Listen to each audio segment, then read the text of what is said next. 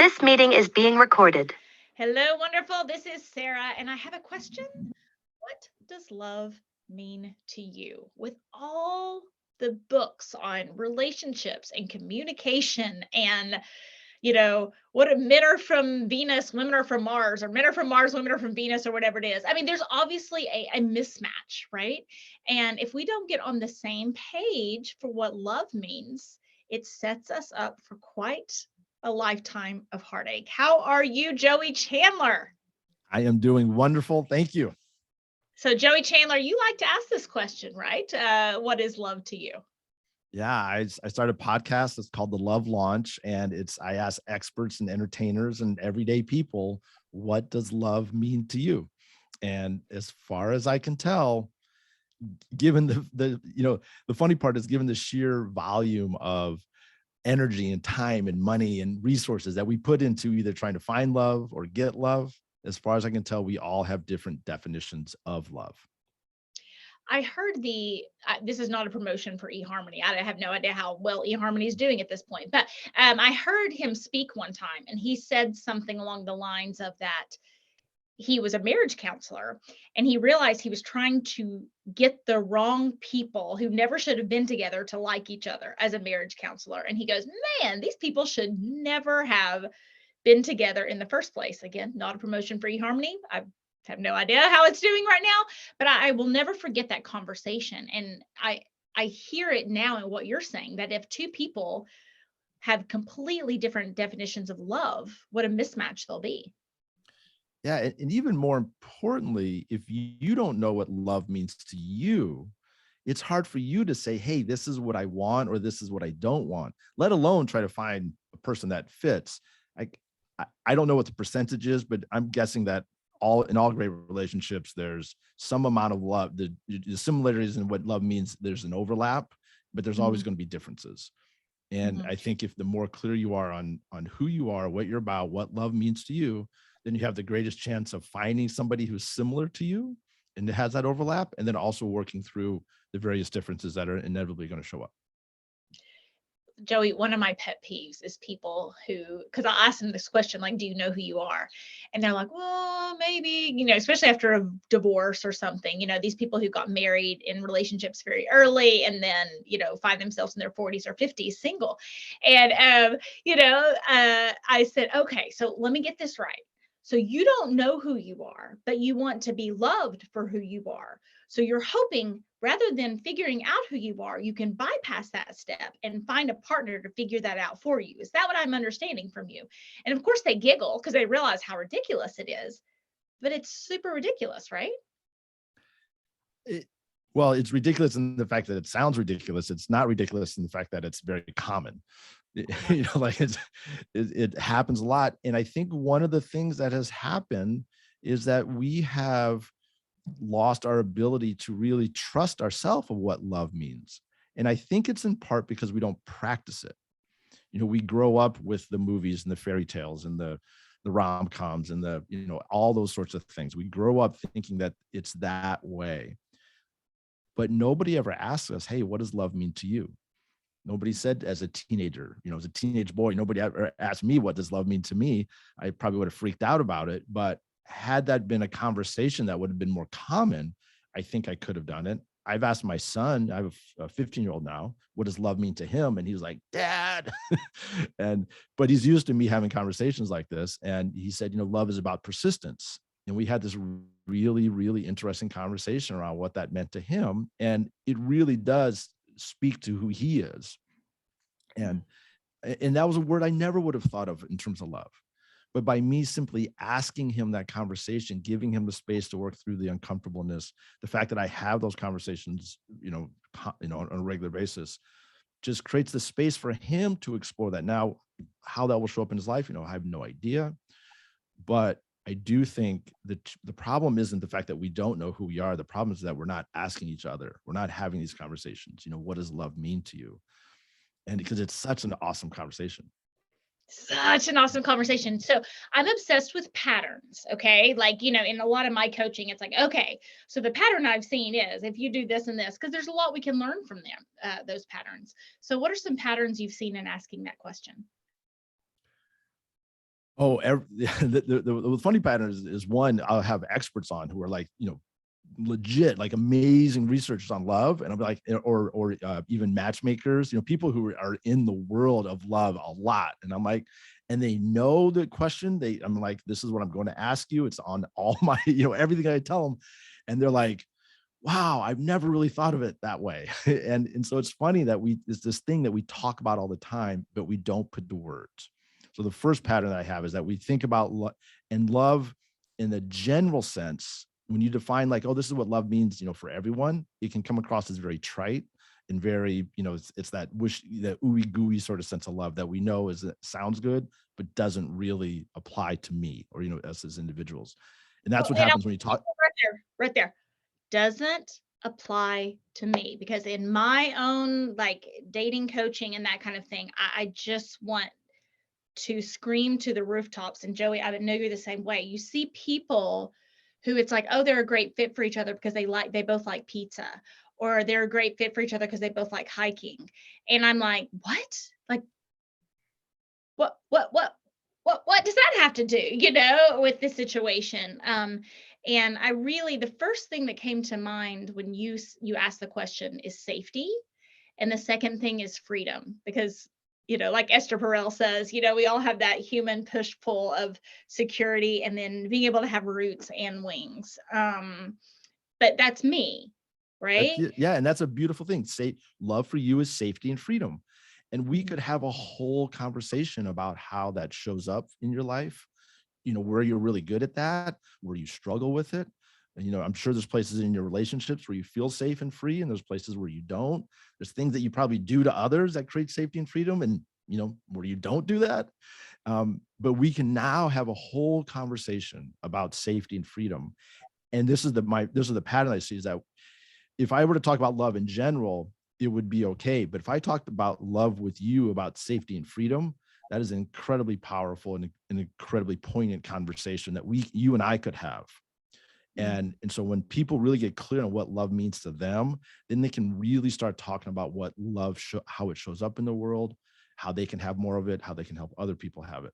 But you got to get clear on what it is for you. And it doesn't take a lot of work. It's just, we know it's right there under the surface. If we just kind of scratch at it and pull out those words, safety and freedom, beautiful. How can we help you have more of that? I love that. So what are some other patterns you've seen? The first that do males typically say different things than females? Do you see certain personality types? I know my personality types there's a lot. I'm an ENFP, which there's a lot of freedom needed for ENFPs, both career-wise and relationship-wise. What patterns have you seen in that regard? Yeah, I haven't done it to where I know I don't ask those. I don't get those in that level of detail in terms of the research. But what I can say, the pattern is that you can almost guarantee that the person you're on a date with, or the person that's sitting across the table from you, has a different definition of love than you. And that is a worthy pattern. without, I mean, I would bet a lot of money on that. And even if they have the exact same words, like even if you met somebody that, like, freedom is going to mean different things to different people. Mm-hmm. So you explore that. So and the other pattern is that it takes practice to talk about love. It's not a conversation that we have every day. It's not, although we think about it, we go on dates, we're like, oh my God, there's, in my dating profile and this and that and all those sorts of things. We think about it a lot. We put a lot of energy into it, but we don't talk about it. But the cool pattern is my podcast is about maybe half hour to 45 minutes. At the very beginning of a conversation where there's a little bit of awkwardness around talking about love. And by the end, that person is actually able to share things that they've learned from our conversation about what they can apply to their love life, just simply by exploring what love means to them. So the more that you can do it, the more you can practice with people, the more you just build up your confidence. And then the question sort of becomes, when you go on a date, and this is I've asked people, I don't have the answer yet, is when is it okay to ask someone, what does love mean to you? First date, second date, third date, first month, I don't know that question. Somebody's going to go on a date with me. Probably we're going to do it pretty soon because, everything, all of my social media that's what it is. But for someone else, I don't know, but I think it will come up sooner than later.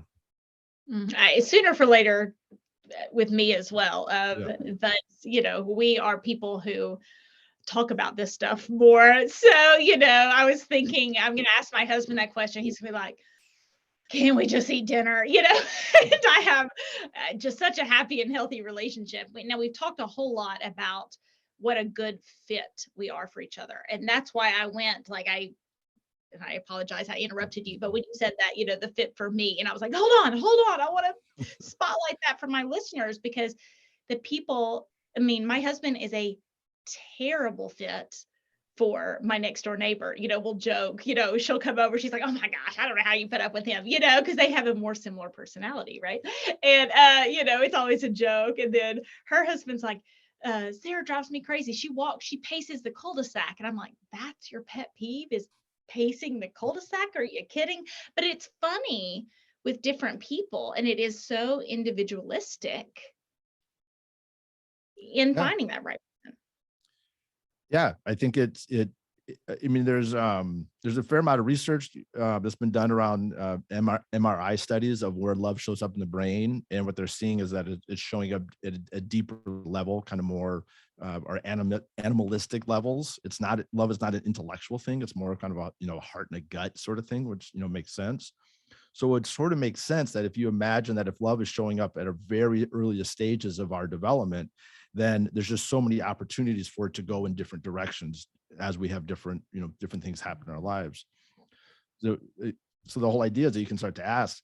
Now, one thing that you could do, if you don't mind me give just how you can respond to how you can talk to someone, is you can ask them what your definition of love means to them. So if you're about safety and freedom, you can say, hey, honey, I realize that, safety and freedom are really what love is for me. And I'm curious, what does safety and freedom mean to you? So you've shared a little bit about you. You've created a safety and, space of safety and freedom. And he's going to have some opinions on what safety and freedom means. And you can start to just explore that. And then you can ask, well, out of curiosity, what does love mean to you?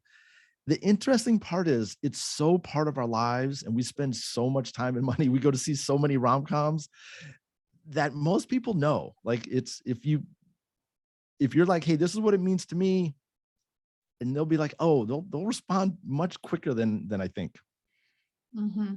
Well, and it is about self-awareness, which is kind of one of the other things that we touched on, but that pattern that you and I talked about before we recorded, of really needing to know yourself, if at all possible. And again, why I interrupted you and did that little zero in there, because it's like, yes, we have to there's in wisdom and finding a partner, the more we know ourselves and our fits and quirks and kinks, the better off we are in picking a partner. Would you agree with that? Yeah, and what I'm seeing too is it's not just picking the partner, it's the relationship that you want to create. Mm-hmm. So if you're about safety and freedom, then the relationship that you want to have is going to involve safety and freedom. The things that you're going to do, the activities that you're going to do, how you're going to interact with each other, all of those sorts of things are going to incorporate, or ideally you would like to have as much safety and freedom as possible. And then you start to say, okay, what type of person, or who might be the person be that would be interested in that aligns with that as well. And it sounds like you and your husband are aligned with that. But we can also, and what I'm starting to think is, like, you can go out and say, hey, this is the type of relationship that I'm trying to create. Are you interested in that sort of relationship? And if you are, would you like to have a conversation about it? And then dating becomes, it's starting to feel more like you're looking for a co-founder of a business. You're like, I have this idea for a business. We're going to do these sorts of things and this sorts of activities, and this is how we're going to work together and serve people and serve ourselves. And I'm wondering, I think you might be interested in that, but do you want to talk about that? Does that vision align with who you are and what you want to do? And in the business world, you can imagine someone saying, yeah, no, that sounds great, but that's not for me. Right. Which is dating, right? That sounds great. That's a great idea. But that's not, that is for me or not for me. I think it feels more comfortable because we're not rejecting us as people, which is the hard part of dating, right? We're like, they don't like me because of whatever reason, and then we go down a deep dark hole. Or at least I have friends who do that. Bad joke. But no, I have friends who do that too. My friends, I had friends who have done that. But if you can start to say, no, this is the type of relationship, and the little bit of experience I have with this, it was funny, is I shared this with my community people saying, hey, and I'm actually going through a separation now. So I'm in kind of the holding pattern before dating. But I shared with the people, I'm like, hey, this is kind of what I want to be looking for. And I basically walked through the process. This is who I am. This is what I'm about. This is what and I had someone write back and said, Joey,